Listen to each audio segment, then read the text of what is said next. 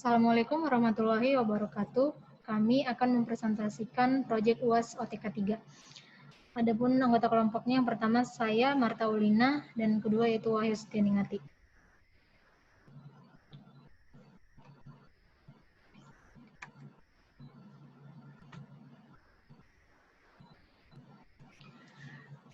Definisi masalahnya. Tujuan dari proyek UAS ini yaitu merancang proses kristalisasi garam anorganik. Proses kristalisasi itu terdiri dari 3 tahap, yaitu umpan dengan temperatur umpan 30 derajat Celcius yang berbentuk larutan kental masuk ke evaporasi di unit kristalisasi. Nah, kemudian larutan kental yang sudah mengandung kristalisasi garam diumpankan ke sentrifugasi untuk memisahkan kristal dari air, lalu dikeringkan di unit pengering, maka terbentuk kristal garam dengan kadar air tertentu. Unit kristalisasi yang digunakan yaitu tipe forced circulation crystallizer. Unit ini dilengkapi dengan alat heat exchanger dengan temperatur operasi yaitu 100 derajat Celcius. Fungsi dari heat exchanger ini adalah menguapkan sebagian besar air sehingga dicapai konsentrasi di mana sebagian padatan tidak dapat melarut dan membentuk kristal.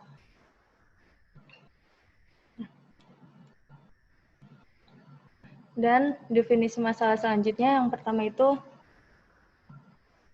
menghitung massa air yang harus diuapkan agar diperoleh konsentrasi di mana 70% dari total massa garam yang terdapat di dalam larutan dapat mengkristal.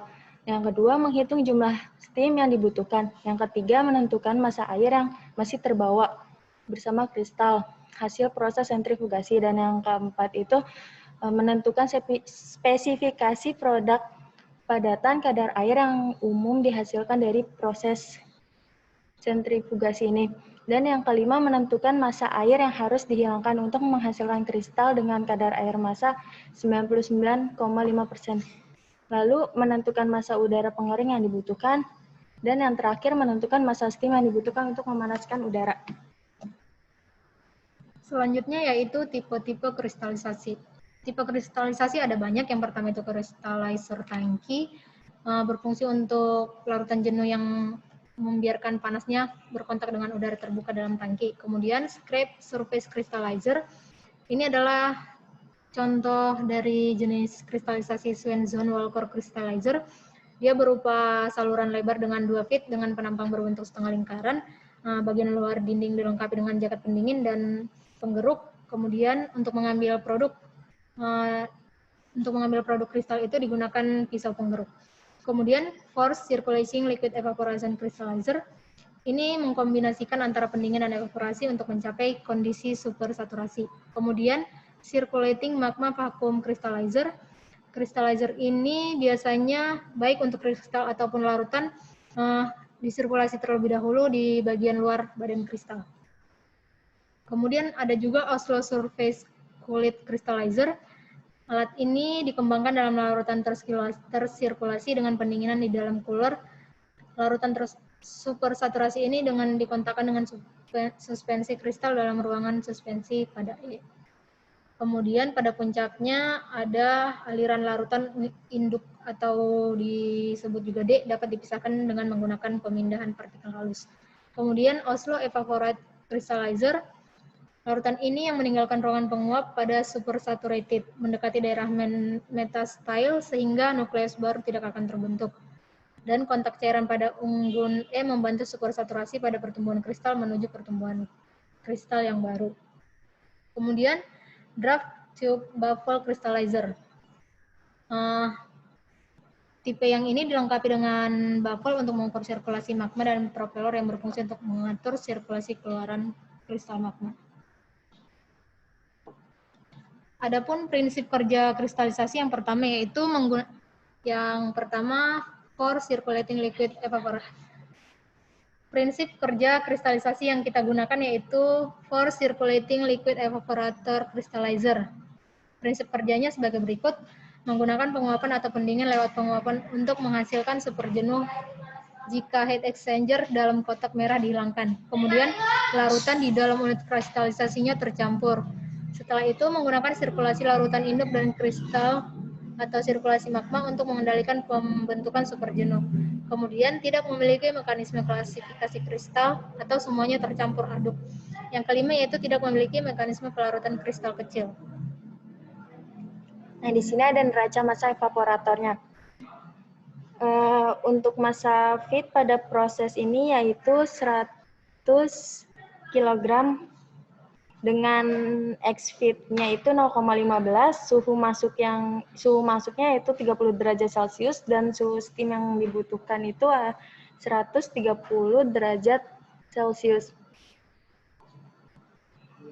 Massa steam itu sebesar 100,5 kg per jam. Pada proses ini bertujuan untuk menguapkan air pada larutan Na2SO4.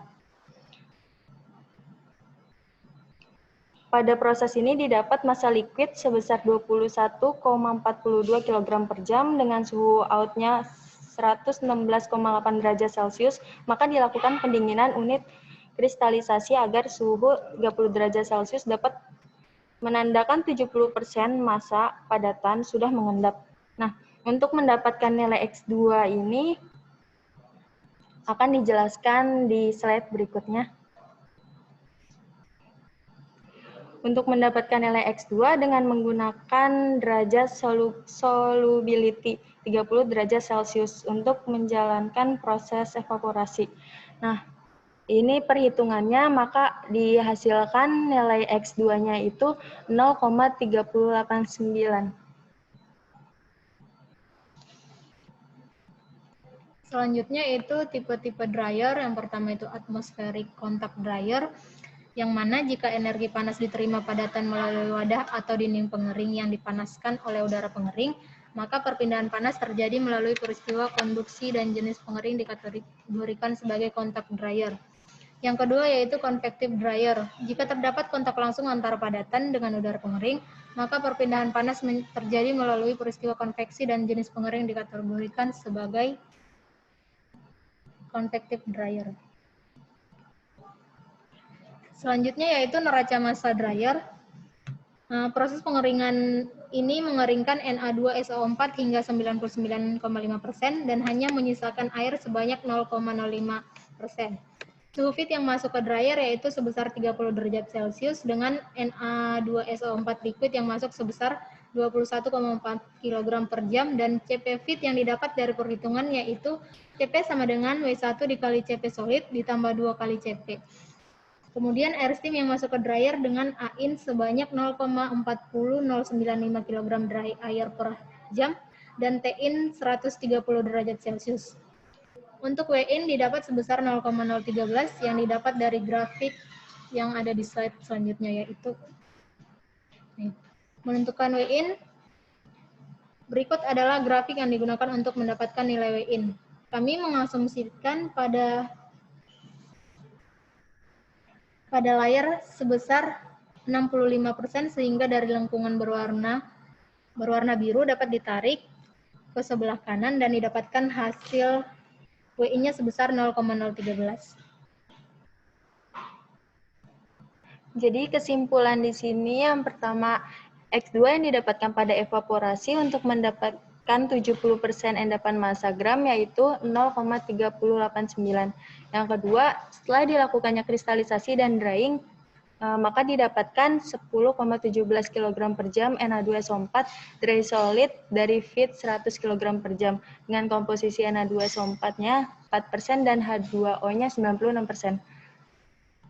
Sekian presentasi dari kami, lebih dan kurangnya kami mohon maaf. Wassalamualaikum warahmatullahi wabarakatuh.